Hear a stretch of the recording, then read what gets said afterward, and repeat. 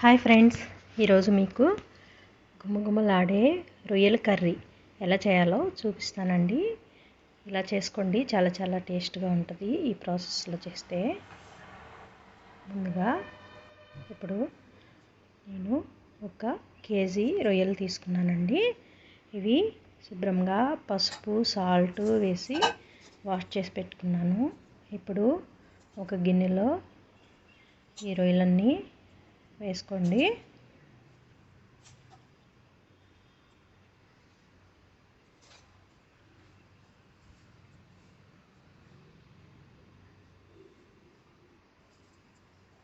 తర్వాత ఇందులో ఉప్పు 1 స్పూన్ యాడ్ చేసుకోండి.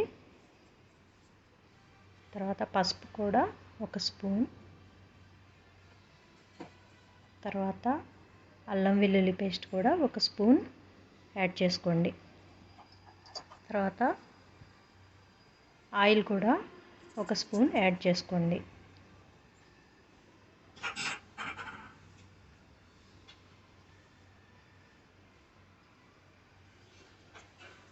ఇదంతా చక్కగా మిక్స్ చేసుకోండి. రొయ్యలు నీచు వాసన వస్తాయి కదండి, చక్కగా వాష్ చేసుకోవాలి వీటిని. ఇప్పుడు ఇదంతా స్టవ్ మీద పెట్టుకోవాలి. పెట్టుకొని చక్కగా బాయిల్ చేసుకోండి. రొయ్యల్లో ఆల్రెడీ వాటర్ ఉంటాయి కాబట్టి వాటర్ యాడ్ చేయొద్దండి. ఇందులో ఉన్న వాటర్ అన్నీ ఎగిరిపోవాలండి. చక్కగా ఉడికించుకోండి. చూడండి, వాటర్ వచ్చినాయి రొయ్యల్లో. ఇప్పుడు ఈ వాటర్ అన్నీ ఎగిరిపోవాలండి చక్కగా.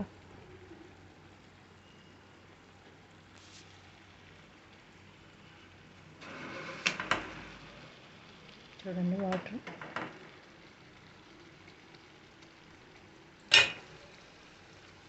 ఇప్పుడు చూడండి, వాటర్ అన్నీ ఎగిరిపోయినాయి, రొయ్యలు కూడా ఉడికిపోయినాయి.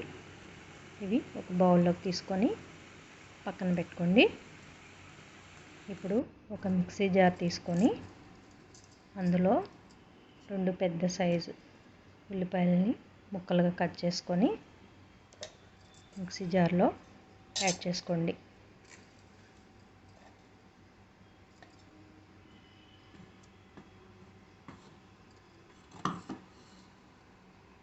తర్వాత ఒక పెద్ద సైజు టమోటా కూడా ముక్కలుగా కట్ చేసుకొని యాడ్ చేసుకోండి.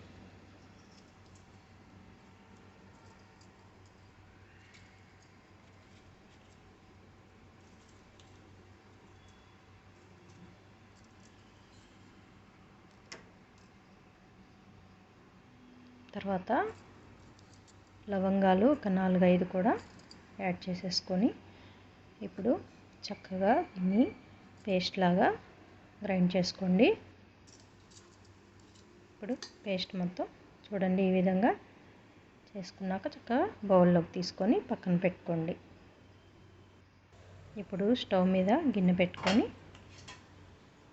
అందులో 3 స్పూన్స్ ఆయిల్ యాడ్ చేసుకోండి.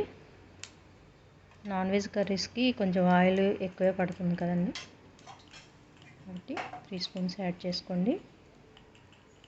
ఆయిల్ హీట్ అవనివ్వండి. చూడండి, ఆయిల్ హీట్ అయిపోయింది. ఇప్పుడు పచ్చిమిర్చి ఒక 4-5 కట్ చేసుకొని ఈ ఆయిల్లో యాడ్ చేసుకోండి.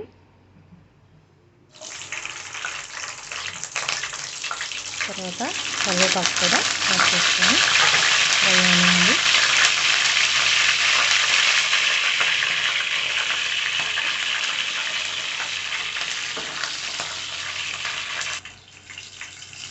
ఇవన్నీ ఫ్రై అయిపోయినాయి. ఇప్పుడు ఈ ఆనియన్ పేస్ట్ ఉంది కదా, అది కూడా ఇందులో యాడ్ చేసుకొని చక్కగా ఫ్రై అవ్వండి.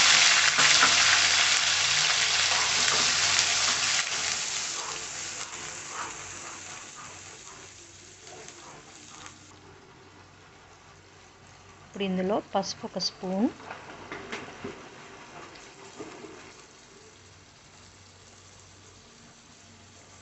తర్వాత మిక్స్ చేసేసుకున్నాక ఇప్పుడు సాల్ట్ కూడా 1 స్పూన్ యాడ్ చేసుకోండి. మనము ఆల్రెడీ రొయ్యల్లో యాడ్ చేసాం కదండి సాల్ట్, చూసుకొని వేసుకోండి.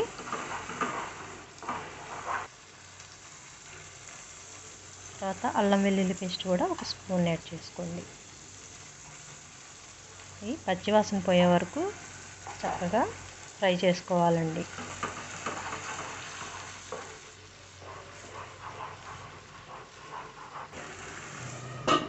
మూత పెట్టుకొని కొద్దిగా ఫ్రై అవనివ్వండి బాగా. చూడండి ఆయిల్ కూడా పక్కకు వచ్చింది చూడండి, చక్కగా ఫ్రై అయిపోయిందండి. ఇప్పుడు ఇందులో మనం ఉడికించి పెట్టుకున్నాం కదండి రొయ్యలు, అవి కూడా యాడ్ చేసేసుకోండి.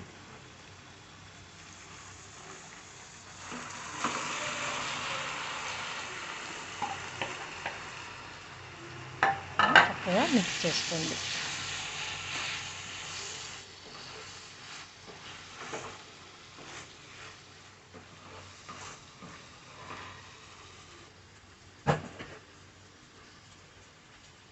ఇప్పుడు కారం కూడా యాడ్ చేసుకోండి. 3½ స్పూన్స్ యాడ్ చేశానండి నేను.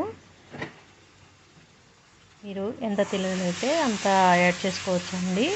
ఇది కారం ఎక్కువే పడుతుంది కదండి, అప్పుడు నీచు వాసన ఉండదండి. ఉప్పు కారం కరెక్ట్గా వేస్తేనే కూరకి టేస్ట్ ఉంటుందండి.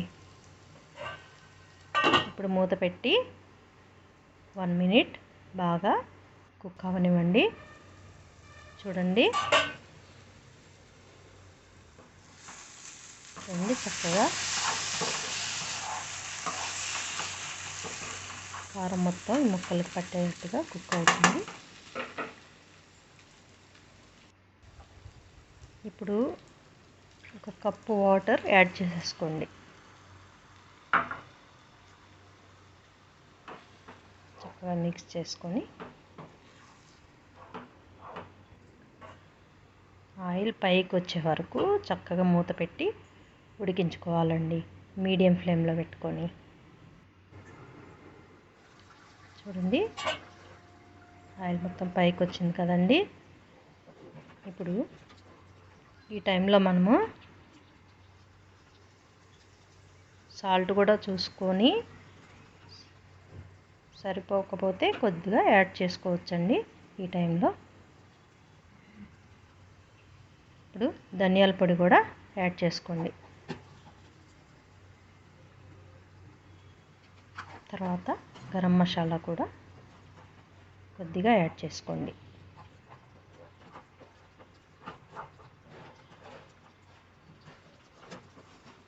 ఇప్పుడు ఒక 20 సెకండ్స్ మూత పెట్టి మసాలాలు బాగా పట్టేటట్టు ఉడికించండి. చూడండి ఆయిల్ మొత్తం పైకి వచ్చింది, చక్కగా ఉడికిపోయింది రొయ్యల కర్రీ.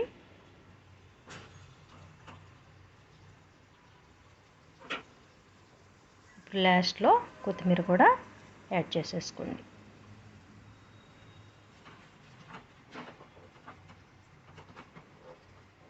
చూడండి చక్కగా తయారైపోయింది.